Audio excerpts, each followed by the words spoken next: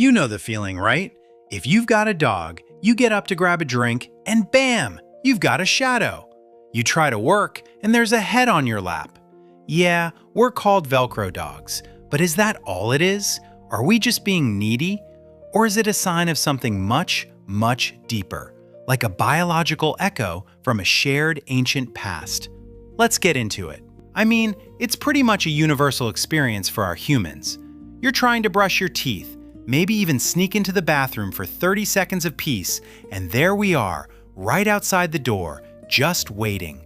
And look, it's funny, it's super endearing, but it's also a clue. A really big one, actually. It points to a deep connection that's written into our psychology, our genetics, and even into our brain chemistry.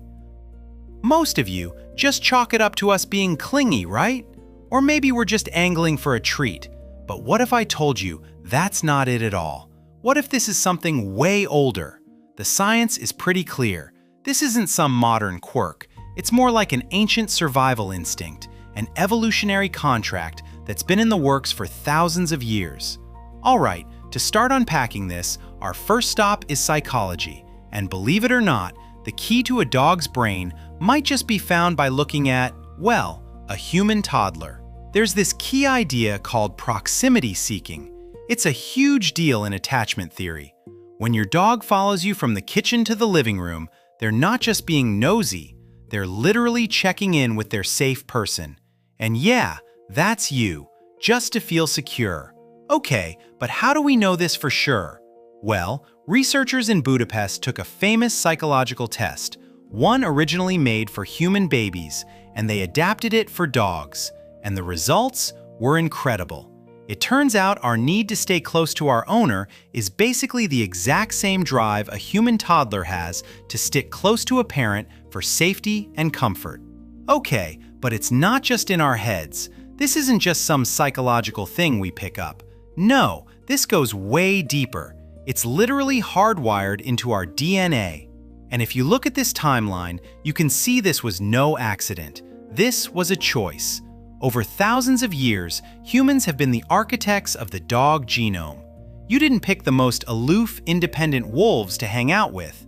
You kept choosing the ones who stayed close to the campfire, the ones who actively wanted to be near you. Think about it. You were essentially selecting for Velcro over thousands and thousands of years. And this is the genetic smoking gun. Scientists have found these unique genetic markers on our chromosome 6 that just aren't there in wolves. These specific genes are linked to what they call hypersocial ability, which is just a fancy way of saying that powerful, built-in drive to be around people. Yeah, your dogs need to be near you. It's not just a thought, it's literally written in their code. So, we've got the psychology, we've got the genetics, but believe it or not, the story goes even deeper. We can actually see what's happening in real time on a chemical level inside both of your brains every single day. Just let that sink in for a second. This points to a chemical reaction that, as far as we know, is completely unique in the animal kingdom. This isn't just some cute friendship, it's a one-of-a-kind biochemical partnership. Okay, so what is this partnership? It's called the oxytocin feedback loop, and it's amazing. The simple act of you and your dog looking at each other triggers a flood of the bonding molecule oxytocin in both your brain and their brain. This is the same hormone, by the way, that bonds a mother to her newborn baby. It's this silent chemical conversation that just keeps making your bond stronger and actually lowers stress for both of you. All right, this brings us to the final piece of the puzzle, and honestly, it might be the most mind-blowing part of all. It goes beyond just brain chemicals. We're talking about your actual nervous systems syncing up. And this is brand new, cutting-edge science. Researchers are looking at something called heart rate variability, or HRV. It's not just how fast your heart is beating, it's about the tiny, healthy little gaps between the beats. It's basically a direct window into how calm or stressed your nervous system is. And what they found is absolutely incredible. Our nervous systems will literally shift its rhythm to match our humans. When you're calm, our heart's rhythm becomes calm. We are literally using your body as a tuning fork to calm our own system down.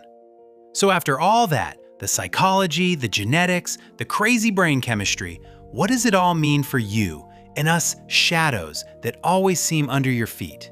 Well, it means it's time to totally rethink what a Velcro dog even is. Because when you put it all together, you realize something amazing. Your dog isn't trying to be annoying or get in your way. They're following a deep biological instinct. They're staying close to the single safest, most calming force in their entire world. Just like it says here, in a world of 8 billion people, you are their neurological anchor, the center of their universe. So what do we do with this? How do we honor this incredible bond? You know, it's not always about more walks or fancier toys. Although, if my human's listening, an extra walk now and again would be great. But seriously, sometimes the most powerful thing you can do is practice what's called passive presence. And it's so simple, it just means being available and being calm. You don't have to be throwing a ball or giving treats.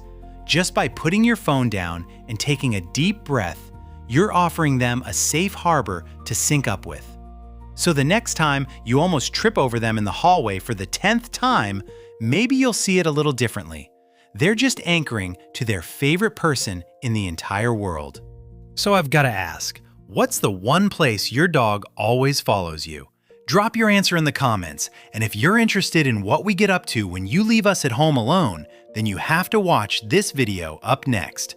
Also, if you haven't subscribed yet, please hit the button, as my treat allocation is unfortunately directly proportionate to the number of new subscribers. Thanks for watching, and I'll see you in the next one.